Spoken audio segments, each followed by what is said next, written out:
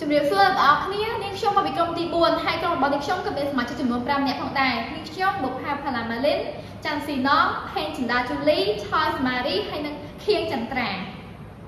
លំហាត់ទី8ប្រតិកម្មរយៈដង1តែងតែសម័យការ MNO4 ដកបុកជាមួយនឹងហាត់ 2C2O4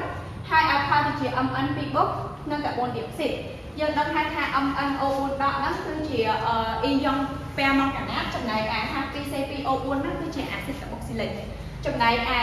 អ៊ីដ្រូសែនជាមួយនឹងទឹកនៅក្នុងហ្នឹងវិញគឺជាមជ្ឈដ្ឋានអាគារឋានសម្រាប់ផ្សំសម័យការហ្នឹងឯងហើយទីកវិញគឺគេឲ្យសរសេរគូរ៉េដុកចូលក្នុងប្រតិកម្មយើងដឹងថាក្នុងសម័យការមួយគឺមានគូរ៉េដុកចំនួន2គូអញ្ចឹងយើងចាប់បានយើងចាប់បាន MNO4 ដកជាមួយនឹង MN2 បុកចំណែកមួយគូទៀតវិញគឺ H2C2O4 ជាមួយនឹង CO2 យើងដឹងថាក្នុងគូរ៉េដុកមួយគូគឺអុកស៊ីតកគឺស្ថិតនៅមុខរ៉េដុកគឺស្ថិតនៅក្រោយតែយើងធ្វើមិនដឹងថាមួយណាជាអុកស៊ីតកមួយណាជារ៉េដុកអញ្ចឹង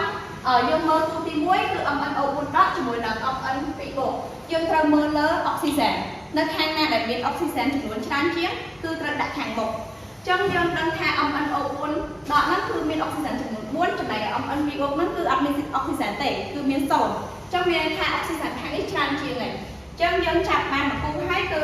MNO4 ដកហ្នឹងគឺជាអុកស៊ីតកអញ្ចឹងវាស្ថិតខាងមុខចំណែក MN2 បុកហ្នឹងគឺជារ៉េដុកខាងក្រោយចំណែកឯគូទី2គឺអាស៊ីតកាបូក្ស៊ីលិកជាមួយនឹងអូស្ម៉ានស្ពាន់ធ័រឌីអុកស៊ីតចំណែកឯគូទី2ហ្នឹងយើងត្រូវមើលអ៊ីដ្រូសែនមុនជាធម្មតានៅពេលដែលខាងណាមាន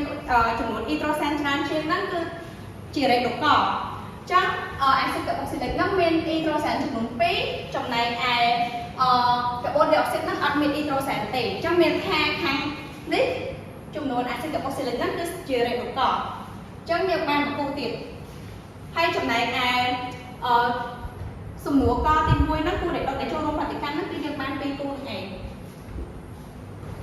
ឥឡូវយើងចូលដល់ចំណុចទីខវិញម្ដងអញ្ចឹងទីខគេឲ្យយើងកែវាល្បឿនប្រជុំកំណល់ MN2 បូកហើយនេះគឺជាបង្រាប់ដែលគេឲ្យអញ្ចឹងថ្នាក់ដំបូងកំហាត់ E យ៉ុង MNO4 ដកមានតម្លៃ6គុណ10សេគុណដក3ម៉ូក្នុង1លីត្រដក1និងនៅខណៈ T ស្មើ20នាទីគេសង្កេតឃើញ E យ៉ុង MNO4 ប្រែពណ៌អស់ក្នុងចំណុចនេះគេប្រាប់បំរាប់តទៅនឹង MNO4 ដកប៉ុន្តែអ្វីដែលយើងត្រូវរកគឺ MN2 បូកអញ្ចឹងយើងអាចទាញវាតាមសម័យកាលបានយើងទាញតាមសម័យកាលហើយយើងមើលទៅលើចំនួនម៉ូលនៃអង្គធាតុទាំងពីរគឺឃើញថា MNO4 ដកមានមេកូនចំនួន2ហើយ MN2 បូកក៏មានមេកូន2ដែរអញ្ចឹងយើងអាចសម្រួលគ្នាបានដោយបានលទ្ធផលប៉ុណ្នេះអញ្ចឹងយើងដឹងថាយើងម៉ូលចំនួន MN2 បូកគឺស្មើជាមួយនឹងម៉ូលនៃ MNO4 ដកប៉ុន្តែ MNO4 ដកគឺយើងមិនទាន់ឃើញល្បឿនវានៅឡើយទេអញ្ចឹងយើងអាចទាញវាតាមសម័យកាលបានឥឡូវយើងរកល្បឿនមធ្យមកំណល់របស់ MNO4 ដកវិញតាមមុនVM នៃ MNO4 ដកខណៈ PT អង្គនិង TD ស្មើនឹងដកកំហាប់ MNO4 ដក D ដកនឹងកំហាប់ MNO4 ដកអង្គចែកនឹង TD ដក T អង្គហើយដោយបំរាប់គេប្រាប់ថាដោយ T អង្គស្មើ0ត្រូវនឹងកំហាប់ MNO4 ដកអង្គស្មើនឹង6គុណ10គុណដក3តាមបំរាប់ដែលគេបានប្រាប់ក្នុងលើនេះហើយទី2នោះគឺ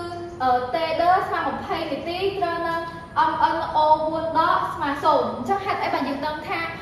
កំហាប់ MNO4 ដកD ស្មើ0ដោយសារតែគេប្រាប់តែនេះគឺខណៈ T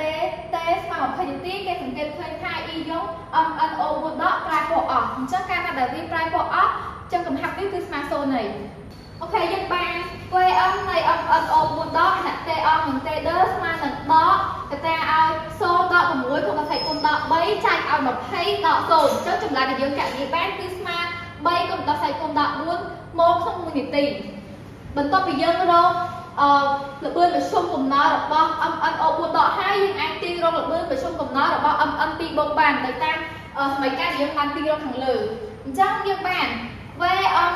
នៃ MN2 បូកស្មើនឹង VM នៃ MNO4 ដកស្មើនឹង3គុណ10គុណដក4អញ្ចឹងនេះគឺជាចម្លើយរបស់យើង